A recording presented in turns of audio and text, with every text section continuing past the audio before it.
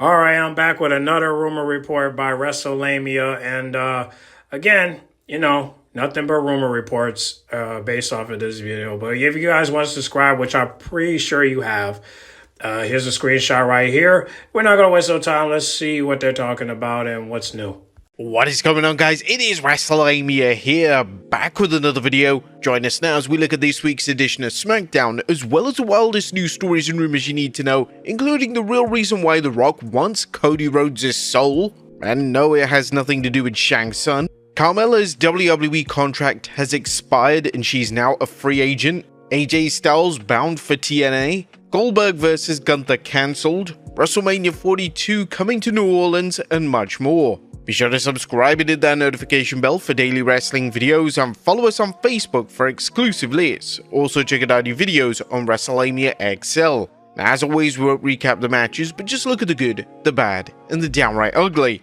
As always, we start off with the good as number 1, The Rock wants Cody's soul. Now, The Rock offered a devilish deal for Cody tonight, offering to take the American Nightmare to a level even higher than The Rock. The final boss started the segment by inviting Cody to the ring and more or less love-bombing Rhodes by telling him how much he respects Rhodes, what a great job he's done as WWE Champion, and what great friends the two have become, and even mentioning the friendship between Cody's mom and The Rock's mom. The Rock really couldn't praise Cody enough or offer him enough, including fulfilling his dreams, Cody's wife's dreams, and even Cody's baby daughter's dream. However, the bottom fell out when The Rock said he wanted something in exchange: Cody's soul. And he wants Cody to give him an answer at the Elimination Chamber PLE. Now, the segment went on a little too long, but it created a fresh storyline that, well, no one saw coming, as it was reported that The Rock's presence on SmackDown was last minute. WWE just hadn't planned for this at all. But what did it really mean? Well, we'll look at that in the news. Like I said, I never had a problem with this segment. I thought it was pretty good. I mean, I watched it 2 or 3 times, and I thought it was really good. Something for WrestleMania 41, but definitely for the Elimination Chamber. Number 2, R-Truth still has it. Now, R-Truth is a comedy legend, not only in pro wrestling, but in all of entertainment. However, it's good to know he's not resting on his comedic laurels, and he can still go in the ring. Tonight's team up with LA Knight, who Truth hilariously referred to as Louisiana Knight, showed R-Truth he still has a high-flying skills and perfect blend of offense and an ability to sell that makes him an asset whether he wins or loses. Number 3, less is more. A time was a premium for the WWE as it has to allocate 20 plus minutes give or take for The Rock. This meant that matches had to be cut or trimmed, but in the case of Liv Morgan vs Naomi, WWE thought outside the box. Rather than cutting the match entirely, WWE turned it into an impromptu brawl between WWE Women's Tag Team Champions Bianca Belair and Naomi, and Jade Cargill's alleged attackers Liv Morgan and Raquel Rodriguez. This was a strong way to build up heat for their upcoming match on Raw. And 2 terrific hype videos. WWE's cutting-edge production team was hard at work tonight, as seen by the 2 terrific hype videos getting fans ready for Alexa Bliss's appearance in the Women's Elimination Chamber match and Zelina Vega's return to SmackDown. There are so many ways to push wrestlers, including matches, interviews, and here hype videos. These hype videos were just one of the few highlights on SmackDown. But that was good. What about the bad? Is number 1, The Rock crumbles. Now, we're not saying that The Rock actually stunk up the joint with his promo, but it was a promo that was filled with a lot of, well, filler. The final boss's appearance kinda dragged, despite being downright bizarre after the bizarre offer The Rock made to Cody, offering to give it him all in exchange for his soul. Now, the segment was underwhelming for a couple of reasons. First, The Rock couldn't seem to make up his mind whether he was a face or a heel, that being the final boss, or PR Rock. He at times praised the fans, then ran them down, even threatening to slap the syphilis off someone's face, which was actually funny. It was an unabashed ratings grab, as everyone knows The Rock delivers views, and he could recite the alphabet for 20 minutes and still get a solid rating. However, that's not how you use a megastar, and another sign that WWE is getting overconfident from their financial success. Third, this segment was in the wrong place. It was in the middle of the show. This segment should have gone on last, as how do you have The Rock say he wants Cody's soul and then follow up with a DIY tag match? Just doesn't make any sense, right? Number 3, Carmella's career circling the drain. Carmelo Hayes has to be wishing he'd stayed on NXT, as while it's unlikely he's the only former NXT superstar who's discovered that life in the so-called big leagues isn't everything it's hyped up to be, Hayes' story is particularly sad as fans felt that he was a future world champion and now he's become the company's Dolph Ziggler, well, minus the world titles. He's a super talented worker who just can't win. Just to make sure fans know this, WWE has paired Hayes with The Miz, and unless the WWE turns Hayes babyface, what's the point? And number 3, squashing the women's division in one match. Congrats to the WWE for squashing its women's division with just one match, a match that showed how poorly the Blue Brand's women's division is being booked. Candice LeRae vs Tiffany Stratton went too long, especially for a show that reportedly had segments cut to make room for the match. The only time fans actually cared about the match was when Trish Stratus came in for the save on Tiffany Stratton. But that's not all either, as Charlotte Flair isn't over, and if she defeats Tiffany for the title at WrestleMania, the pushback from the fans could dismantle what's left of SmackDown's women's division and cool Stratton's push.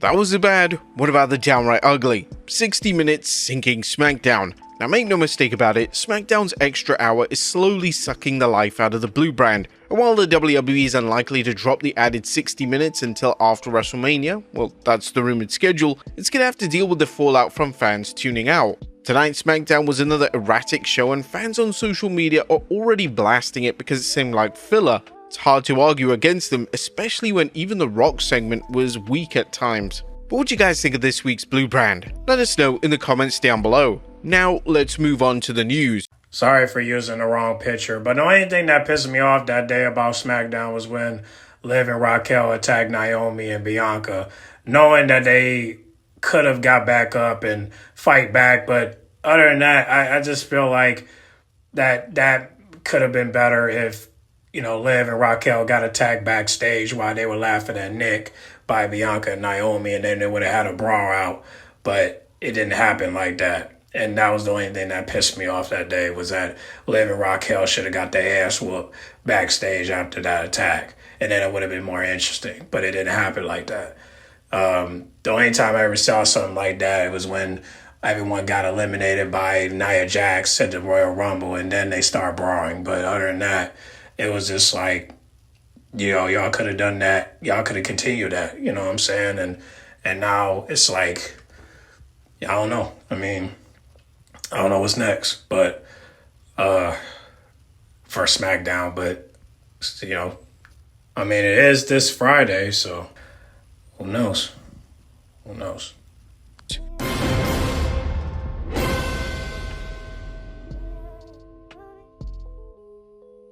Now first we looks at the real reason why The Rock wants Cody's soul. At top of today's news is The Rock's creepy confession that he wants Cody Rhodes' soul, and now fans are trying to break things down to understand just what in the hell The Rock was talking about, and more importantly, what is this even leading to? While fans are divided over the potential storyline, we believe there's more positives outweighing the negatives.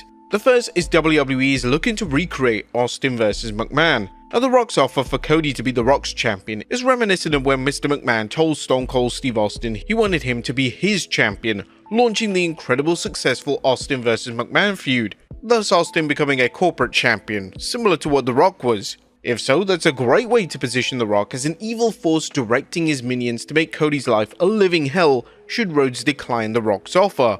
The Rock really is a terrifying heel though, much more terrifying than the Mr. McMahon character. Number 2, it creates a better balanced heel. Now if Cody stays true to his values, this will lead to The Rock going full heel and fans realizing that The Rock's apparent 180 from Final Boss to Cody's BFF was an elaborate long con designed to get revenge on Cody for taking away The Rock's WrestleMania match against Roman Reigns last year. It shows that The Rock is a master manipulator, and it reinforces the idea that he's always numerous steps ahead of his opponents. As The Rock has always mentioned, he's always a step ahead. It's also a sign that The Rock's offer is a win-win for him, as he'll get to torture Cody if Rhodes refuses, and he gets to destroy Cody slowly if he accepts and gives up on everything he claims to believe in. Number 3, it avoids locking The Rock into a match. Now as much fun as we want to see a Cody vs Rock or The Rock vs Roman Reigns match, The Rock's Hollywood schedule is just too uncertain to know if and when he can wrestle. However, positioning him as someone who operates from afar can keep the storyline going for months as The Rock sends proxies after Cody or guides a corrupted Cody. Number 4, it's a makeup for no Rock at Mania. This storyline is also a way to soothe the fans who thought that The Rock was going to wrestle at this year's show of shows. While he won't be facing Cody one-on-one, he'll be there either trying to hurt Cody or at least try and help him or at least try to destroy him in the process. Number 5, it opens up a Cody heel turn. While the signs have been subtle, some fans believe Cody could be turning heel. If so, what better way than to have The Rock slowly corrupt him, initially telling Rhodes that he's there to help him find greater success, but taking Cody down to an inescapable path to healdom. I mean, this could be a great swerve if Cody actually ends up accepting The Rock's offer at Elimination Chamber. No one will see that coming, right?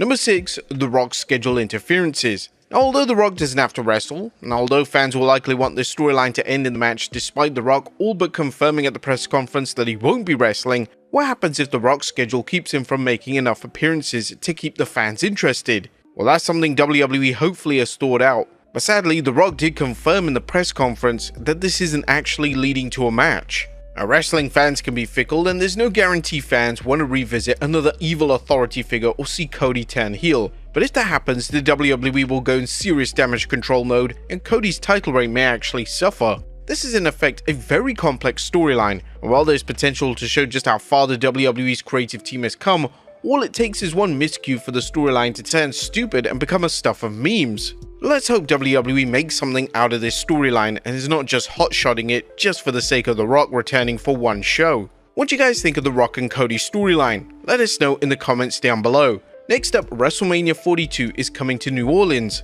WrestleMania 42 is coming to New Orleans, Louisiana. The Rock showed up on SmackDown to make things official, a minor point compared to his later declaration that he wants Cody's soul. Fans have heard rumors for weeks that 2026's show of shows was headed to the Big Easy, and this and the final boss's eerie offer to Cody will have fans wondering whether a Cody vs Rock match is actually planned for next year's show of shows. Even with The Rock saying this isn't supposed to lead to a match, but obviously things can change. Next up, Goldberg vs Gunther cancelled. Or is Goldberg going to get his retirement match? While the long-rumored match, which Goldberg recently told fans will happen this summer, is still going to happen, a new report from PW Nexus states that Goldberg vs Gunther is off the table. It's unknown who Bill Goldberg will face or where, but rest assured we'll let you know when we find out.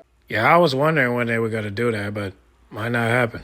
Next up, AJ Styles bound for TNA.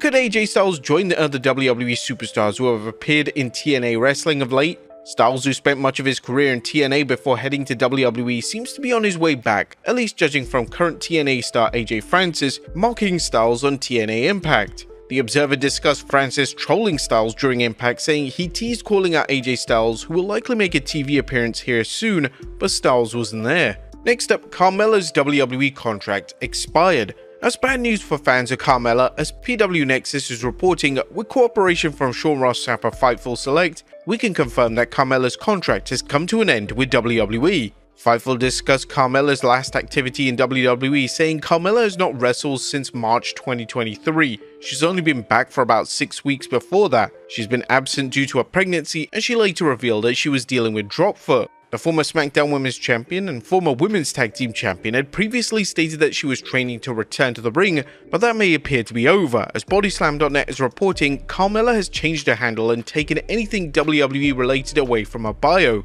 There's no word on whether Carmella has fully recovered from her drop foot injury, which means it's unknown whether she can return to the ring. WWE's decision not to renew her contract will likely lead to speculation whether it's related to Corey Graves' rumored backstage heat with WWE. But do you think we'll see Carmella in a WWE ring again? Let us. I don't think it has something to do with her husband, but I do think it has something to do with her pregnancy, because it did, when she did have the baby, it did causes her to be in depression, and that kind of been one of the reasons why she hasn't been herself, and one of the reasons why she haven't tried to come back because of that. So I think it has something to do with depression, and plus, the pregnancy and whatnot. So I think it has something to do with that. Know in the comments. Finally, The Rock saves the day. And last but not least, The Rock may want Cody Rhodes' soul, but he still finds time for some random acts of kindness, as he saw a fan drop his cell phone over the security barrier, and he picked it up and handed it right back. Good guy Rock as always. Alright, that's the end of it. We pretty much talked about Cody and The Rock. We're very interested in that storyline right there.